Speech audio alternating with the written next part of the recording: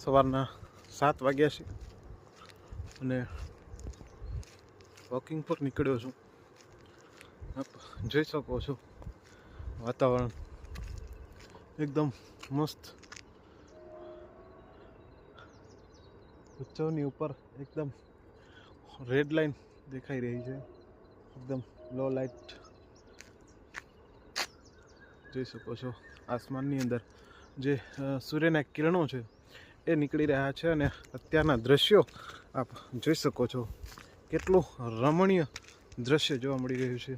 એકદમ સુંદર મસ્ત ઠંડુ વાતાવરણ છે અને સવારનો પહોર છે ત્યારે વોકિંગ કરવાની પણ કંઈક અલગ જ મજા આવતી હોય છે.